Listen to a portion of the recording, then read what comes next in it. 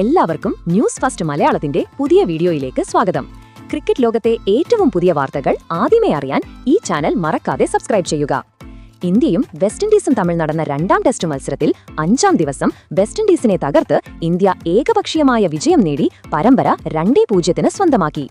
എന്നാൽ സ്വന്തം മണ്ണിൽ ഇന്ത്യയോടേറ്റ കനത്ത തോൽവിക്ക് ശേഷവും വിൻഡീസ് നായകൻ റോസ്റ്റൺ ചേസ് ഇന്ത്യൻ ടീമിനെക്കുറിച്ച് നടത്തിയ ഹൃദയം കവരുന്ന പ്രസ്താവനയാണ് ഇപ്പോൾ ക്രിക്കറ്റ് ലോകത്ത് ചർച്ചയാകുന്നത്.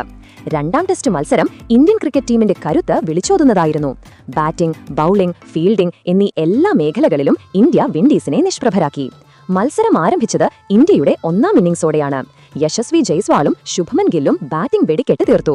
5 വിക്കറ്റിന് 518 റൺസ് എന്ന കൂറ്റൻ സ്കോറിൽ ഇന്ത്യ ഡിക്ലെയർ ചെയ്തു. മറുപടി ബാറ്റിംഗിനിറങ്ങിയ വിൻഡീസ് ഇന്ത്യൻ ബൌളർമാർക്ക് മുന്നിൽ തകർന്നു. ജസ്പ്രീത് ബുംറയും കുൽദീപ് യാദവും കളം നിറഞ്ഞാടി.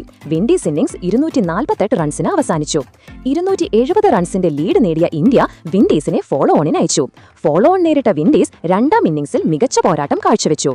ജോൺ ക്യാമ്പൽ, ഷായ് ഹോപ്പ് എന്നിവരുടെ സെഞ്ചുറികൾ ടീമിന് കരുത്തായി. ഇതോടെ ഇന്ത്യക്ക് ജയിക്കാൻ വേണ്ട ലക്ഷ്യം 121 റൺസ്.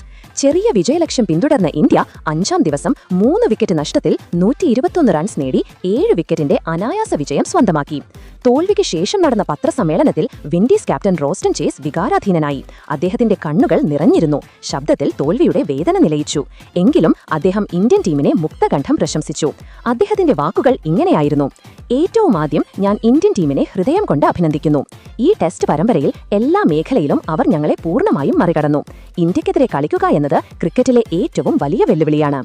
തങ്ങളുടെ കഷ്ടപ്പാടുകൾ വിവരിച്ച ചേസ് പരാജയം വേദനാജനകമാണെന്നും എന്നാൽ ടീം കഠിനാധ്വാനം ചെയ്തുവെന്നും പറഞ്ഞു.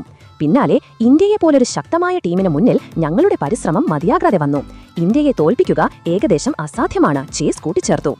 തന്റെ ടീമിന്റെ കുറവുകൾ ഏറ്റുപറഞ്ഞതിനൊപ്പം ഇന്ത്യയെ അവരുടെ നാട്ടിൽ തോൽപ്പിക്കുക എന്നത് അസാധ്യമാണെന്നും അദ്ദേഹം അഭിപ്രായപ്പെട്ടു.